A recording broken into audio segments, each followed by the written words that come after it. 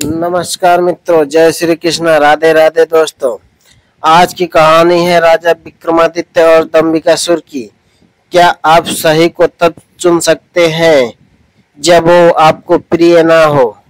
क्या मोह से बाहर निकलना संभव है जब दिल ही उसी में बसा हो?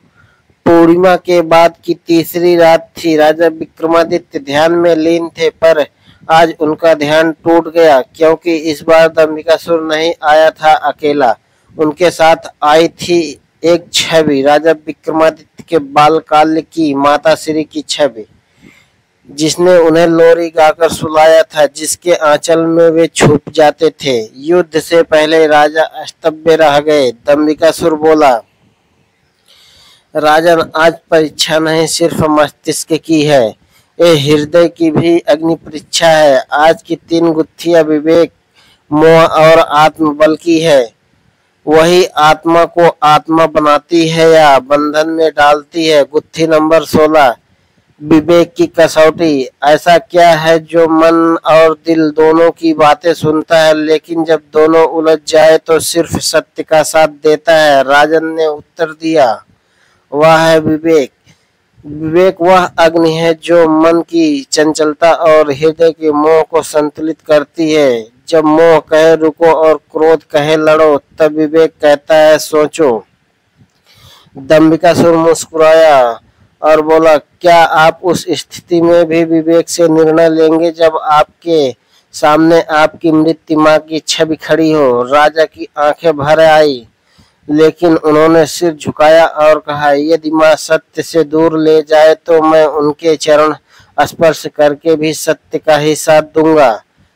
गुत्थी नंबर 17, मोह का माया जाल। ऐसी कौन सी डोर है जो दिखती तो रेशमी है लेकिन बांधती लोहे की तरह है? राजा बोले, वह है मोह।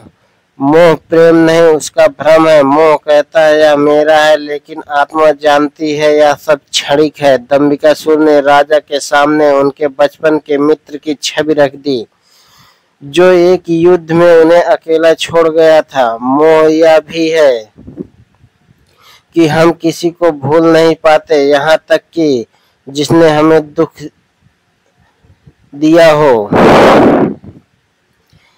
क्या आप उससे भी मोह छोड़ सकते हैं?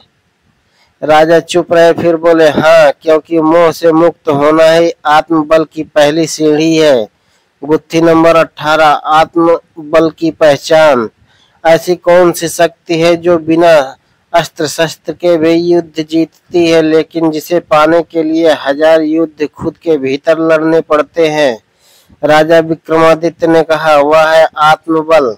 जब संसार कहे तुम हार गए लेकिन आत्मा कहे तुम उठो, तो वह आत्मबल है, वह शक्ति नहीं, वह अपने अस्तित्व का सम्मान है। दंबिकासुर ने अब राजा की आंखों में देखा और बोला, राजन, आपने इन गुत्थियों को सिर्फ हल ही नहीं किया, आपने इन्हें जियाया है। आप मेरे प्रश्नों का उत्तर नहीं, मेरी आत्मा का दर्पण बन गए हैं। आकाश में एक बार फिर प्रकाश फैल गया, लेकिन इस बार सिर्फ दंबिकासुर नहीं, राजा विक्रमादित्य के भीतर भी एक नया प्रकाश जागा। उन्होंने आंखें बंद की और कहा, जो विवेक से निर्णय ले, मोह से मुक्त हो और आत्मबल से जीवन जिए, वही मनुष्य नहीं महामानव होता है। क्या आप जीवन में कभी किसी मोह में इतने बंधे कि विवेक खो बैठे? आपके जीवन की सबसे बड़ी आत्मबल की परीक्षा क्या रही है? कमेंट करें और यह कहानी किसी ऐसे व्यक्ति तक पहुंचाए जो जीवन के गहरे सवालों से जूझ रहा हो। धन्यवाद मित्रों।